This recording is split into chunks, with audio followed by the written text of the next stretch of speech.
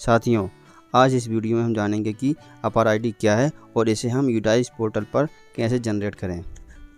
आधार card की तरह अब हर छात्र का 12 अंकों का इस प्रकार का अपार कार्ड बनेगा, जिसमें छात्र की शैक्षिक उपलब्धियों समेत अन्य रिकॉर्ड भी दर्ज होंगे।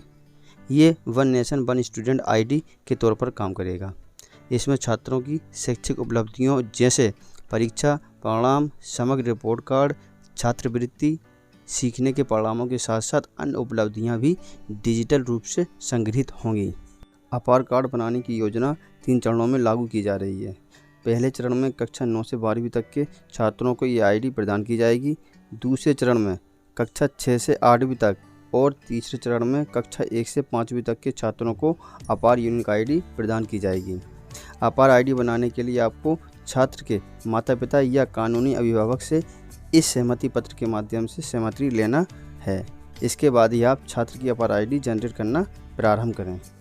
अपार आईडी जनरेट करने के लिए आपको सर्वप्रथम यूडाइस प्लस की ऑफिशियल वेबसाइट पर जाकर स्टूडेंट मॉड्यूल में विद्यालय की यूजर आईडी और पासवर्ड के द्वारा लॉगिन कर लेना है।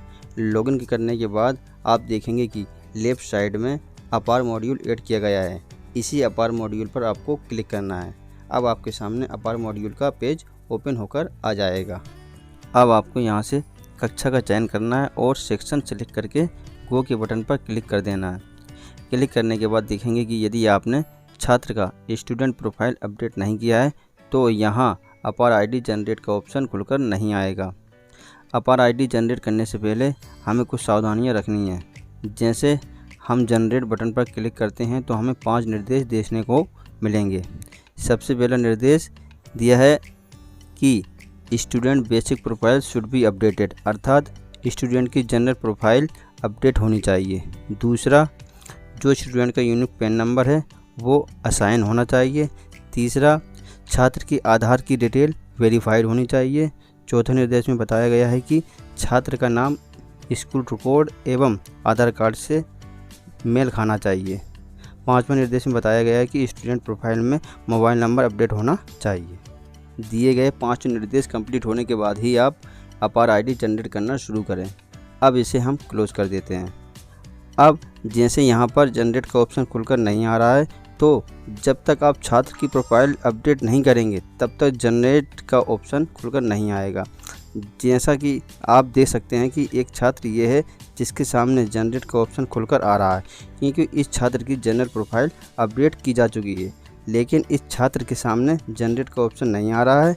इसे लाने के लिए आपको पहले छात्र का जनरल प्रोफाइल अपडेट करना होगा, जिसके लिए आपको छात्र के नाम पर क्लिक करना है। क्लिक करते ही उस छात्र की जनरल प्रोफाइल ओपन हो जाएगी। छात्र की जनरल प्रोफाइल की सारी डिटेल भर देनी है और सेव कर देनी है। जैसे ही आप सेव करेंगे वैसे ही जनरल डाटा अपडेट सक्सेसफुली का मैसेज आ जाएगा। अब हम इसे क्लोज कर देंगे। अब फिर से हम अपार मॉड्यूल में आ जाएंगे। इसमें अब आप देख सकते हैं कि हमने जिस छात्र का प्रोफाइल अभी अपडेट किया है उसके सामने जनरेट का ऑप्शन खुलकर आ गया है। अब अपार आईडी क्रिएट करने के लिए आपको सिंपली जनरेट के ऑप्शन पर क्लिक करना है।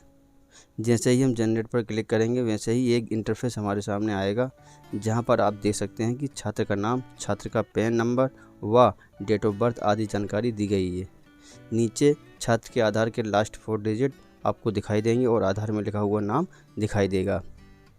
अब यदि इसमें आप करेक्शन करना चाहते हैं तो आपको इस चेक बॉक्स पर टिक करना है।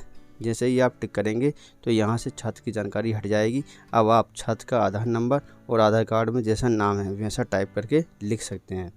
और यदि छात्र की आधार की जानकारी पहले से ही सही है तो आप इसे ऐसे ही रहने दें।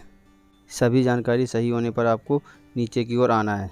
अब जैसे निर्देश दिए गए हैं कि छात्र की अपार आईडी जनरेट करने से पहले आपको छात्र के माता पिता की सहमति लेनी है, तो इसके लिए आपको यहाँ सहमति पत्र को फिल करना होगा। यहाँ पर आपको अभिभावक का नाम भरना है और यहाँ पर सेलेक्ट करना है कि वो छात्र के माता हैं, पिता हैं या कोई लीगल गार्जियन है। यहाँ पर आपको गार्जियन की आइडेंटिटी प्रूफ सिलेक्ट करना है, जो भी आपको उपलब्ध कराई जाए। जैसे आधार कार्ड उपलब्ध कराया जाता है तो आप यहाँ आधार कार्ड सिलेक्ट कर लेंगे और उसका नंबर आपको यहाँ पर भर देना है। इतनी इन्फॉर्मेशन भर देने के बाद आपको नीचे आना है और प्लेस ऑफ फिजिकल कंसेंट में आपको स्थान का नाम भरना है और डेट ऑफ फिजिकल कंसेंट में आपको उसी डेट को सिलेक्ट कर लेना है जिस दिन आप ये कार्य कर रहे हों। अब नीचे यहाँ पर संस्था प्रमुख का नाम आ जाएगा और इसके बाद आपको सबमिट के बटन पर क्लिक कर देना है।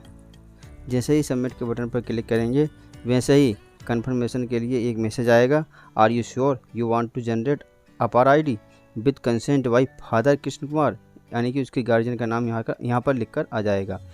अब आपको सिंपली कन्फर्म के बटन पर क्लिक कर देना है।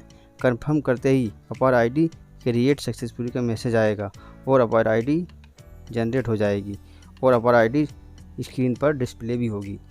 अब जो अपार आईडी क्रिएट होगी वो आपको छात्र को बताना है और उपलब्ध भी कराना है। तो इस प्रकार छात्र की जो अपार आईडी है वो हम अपने यूडाइज पोर्टल पर विद्यालय लॉगिन से जनरेट कर सकते हैं। तो आशा है कि अपार आईडी से संबंधित जो जानकारी आपको दी गई है वो आपके लिए उपयोगी होगी। इस वीडियो में इतना ही, मिलते हैं अगली वीडियो में। धन्यवाद।